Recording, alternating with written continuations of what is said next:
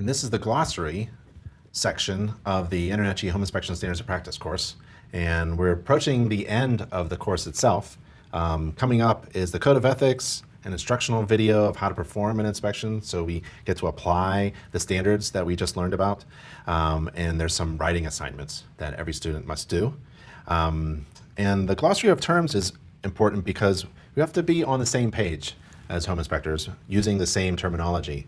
And there's a few things on this page within the course that I like to highlight because I've used them in the past in my inspection reports, and they're kind of important.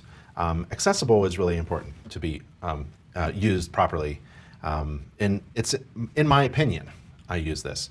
In the opinion of the inspector, this can be approached or entered safely without difficulty, fear, or danger. That's accessible. If it's not accessible, I want my client to understand that some things are accessible and some things are not.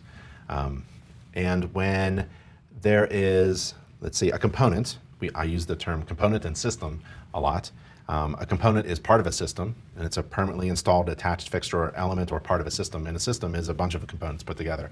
I use those two a lot to describe what I'm inspecting. I'm inspecting the entire system and components within that system.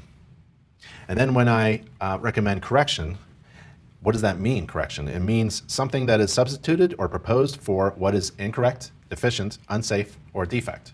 And that is what I recommend. I recommend a lot of corrections and further evaluations. And there's the term evaluate, to assess the system, structures, and or components of our property. So in my inspection report, I always recommend further evaluation and correction.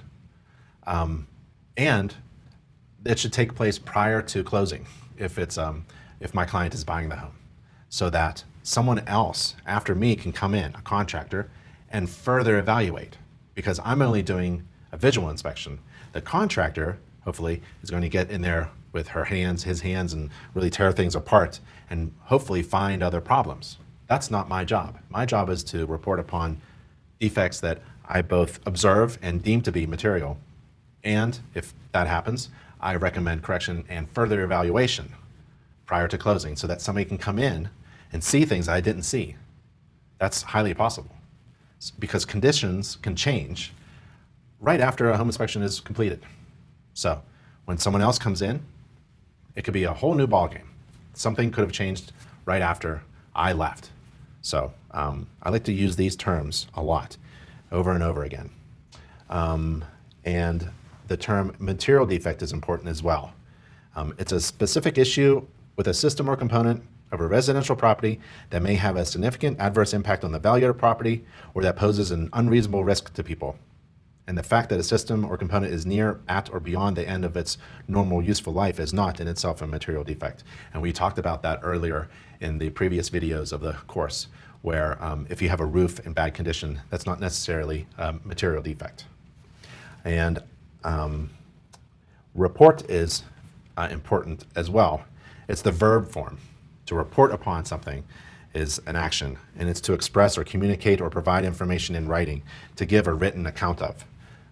That's what I do. I report upon what I observe at the time of the inspection, and I write my report in the past tense, so that when someone is reading it, it's written in the past.